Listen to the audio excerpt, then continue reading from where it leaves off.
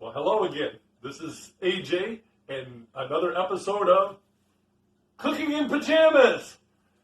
Now, I know it hasn't been quite a week yet since I did the last video, but I've been getting a little bit stir crazy.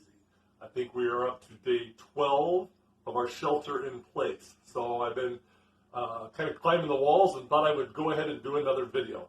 And I hope everybody out there is staying healthy and staying safe and practicing social distancing and washing your hands a lot. I got to admit, I think I've washed my hands more in the last 2 weeks than I have the last 2 years. But my big question in all this is, when can we go back to taking a shower? Whew.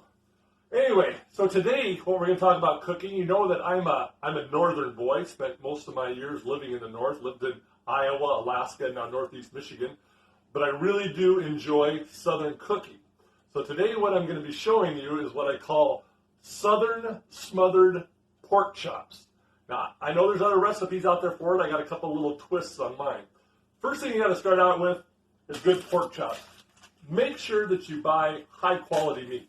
We are very blessed where we live that we have several places that sell very good meat. So make sure you buy top quality meat when you're doing your recipes. Now, one of the things I do that's different than a lot of southern smothered pork chop recipes is that I saute my vegetables first. My vegetables, I have a half a yellow onion, a half a green pepper, and a half a red pepper. Thinly sliced.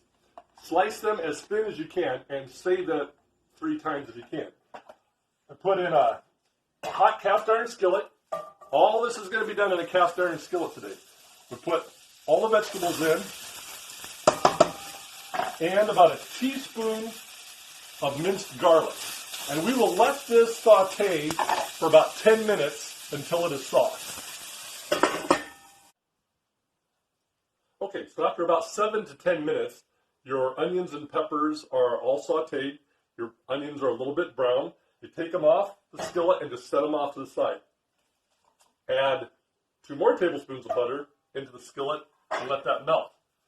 Now what you're going to do is you're going to take your pork chops and you're going to dredge them in some flour and Tony Chachere's seasoning. I got a message from my buddy Merritt who said I was pronouncing it wrong, and I'm sure that I was. I guess it's pronounced Chachere's. Merritt, you ought to come to church on Sunday and hear the way I pronounce some Old Testament names. So I got some of that seasoning and some flour. I just dust it on there, put them into the skillet, and you're going to want to let them, you're just going to brown them. So you're going to do it for about 4 minutes per side, and then you're going to pull them off. They won't be cooked all the way through, but that's okay. You're just searing them. So put them in your cast iron skillet, cover them, and let them go for 4 minutes per side.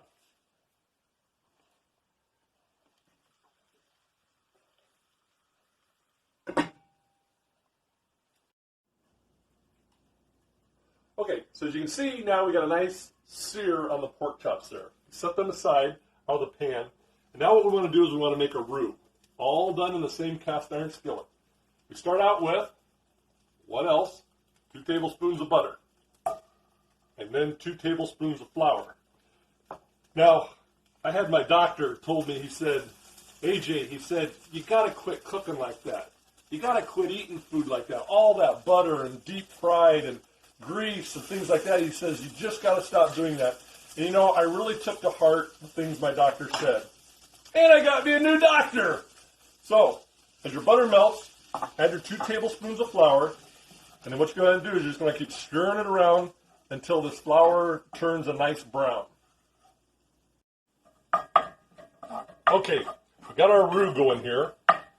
Turn it nice and brown. So what you want to do then is add 2 cups of chicken stock. There's all kinds of chicken stock and chicken broth out there that you can use. You use that, you get it all well incorporated and completely deglaze your pan. All the oil, all the grease, all those good yummies that got seared on the side of the pan. And you let this cook until it comes to a simmer. Okay, now we have our roux and our chicken stock has come up to a simmer. Now we add another key ingredient one thing that makes mine a little bit different is you put in 1 cup of heavy whipping cream. Now, you can use milk, you can use whole milk, you can use half and half, you can use any of those things you like. I like to use heavy whipping cream. It makes it thick, it makes it rich, it makes it good. Now what you do is, again, you bring this back up to a simmer.